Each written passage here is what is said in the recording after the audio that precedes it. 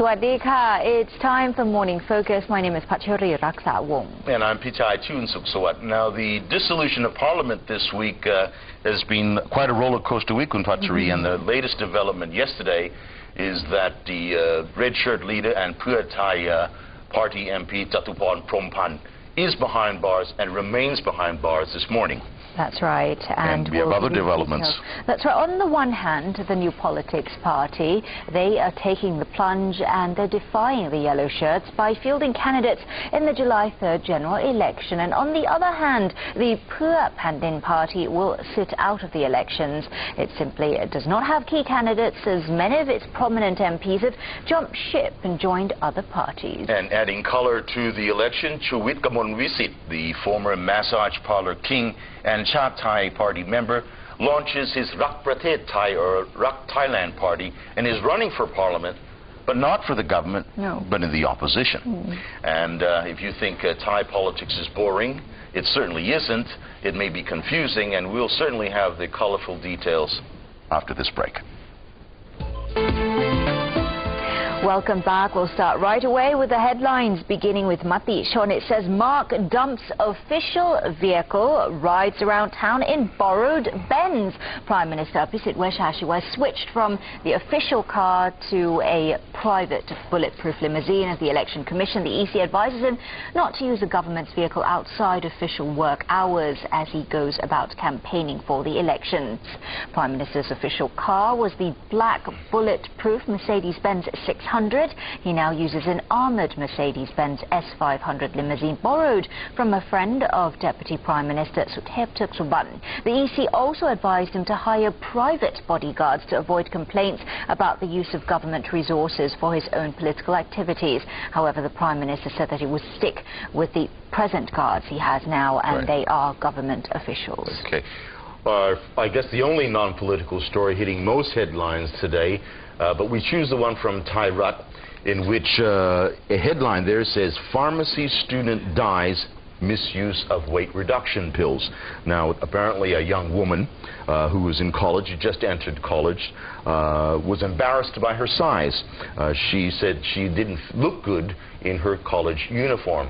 Now, she weighed about 95 kilograms and lost 20 kilograms using weight reduction medication in over just 2 months. She also started to use medication to bleach the color of her skin. Thairat reported that she was found dead in her home, and doctors believe that the use of the medication had caused her death. She died of heart failure. And now over to some other updates. News in depth, the red shirts, Kun Pichai, United Front for Democracy Against Dictatorship core members, Jatuporn and Nisit Sinthuprai, were whisked off to Bangkok remand prison after the criminal court yesterday revoked their bail. 6 companies of police and a commando unit were deployed to step up security after about 200 red shirt supporters showed up at the court to give their leaders moral support. Some red shirt members gathered on the road, forcing the prison vehicle carrying the red shirt leaders to change their route. Now, according to the court's ruling, both men had violated their bail conditions when they made remarks deemed offensive to the monarchy during a red shirt rally last month. Now, the court said that the 2 leaders and their comments could cause confusion and may lead to chaos, and their act is dangerous and a threat to national security. Now, after the ruling, the two red shirt leaders submitted fresh bail requests for temporary release, but the request was denied. The Department of Special Investigations sought to revoke bail for 9 red shirt leaders recently released from jail on bail on charges of terrorism stemming from the unrest in the capital last April and May. But the court found that there were no grounds to revoke bail of 7 others, namely Wipu Thalang, Patana Phum Thai, Nathawut Sai Kua Weng, Toti Rakan, Yoswarit Chu Glom, Gor Kaew Pikul Thong, Virat Musikapong and Kwan Chai Prai Panna. Bangkok remand prison beefed up security with about 200 anti-riot police at the front gate as the red shirts swarmed the facility. Right.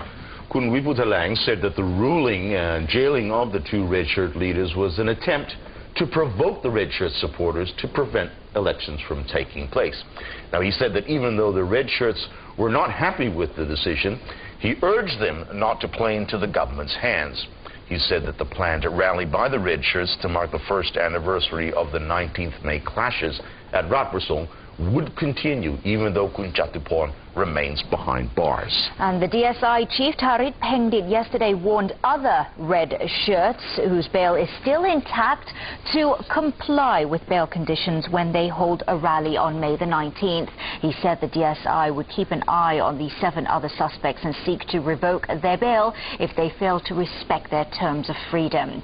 Deputy Prime Minister Suthep Thuksuban said there is no need for the red shirts to use the revocation as an excuse to instigate fresh chaos. He said the case isn't over. They can still fight in court. Kun Suthep also said that the red shirts should not hold a rally while an election campaign is underway. Now the question is, Kunpachari, what's this impact of Kun Jatuporn being behind bars? And there's no question as far as the red shirts that it does have an impact. They've admitted that the election campaign would certainly be tougher because Kun Jatuporn is the best man for them to communicate to the red shirt supporters. Kun Chalerm Yubamrung admitted that the party's campaign would be adversely affected because Kun Jatuporn is known for his oratory skills and his knowledge of political issues.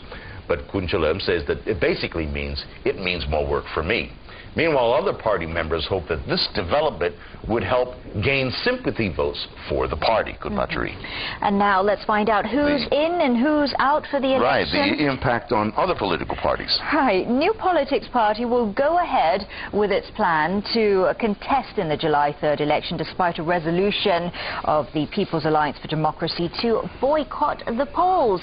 Party leader Somsak Sai Suk said he would not bow to the PAD's demand that the NPP boycott the election and instead campaign for voters to say no in the polls, adding that a political party is required by law to field candidates in elections and to campaign for voters to vote no would be considered illegal. His party will field candidates in 21 provinces in all regions, including in Bangkok as well. And Kun Somsak has also confirmed that the PAD's key figures, that would be Surya Sai Katasila and Samran Rodpet, were officially still NPP members, and he said, however, he could not tell if they would change their minds later, as both men are still supporting the PAD's stance.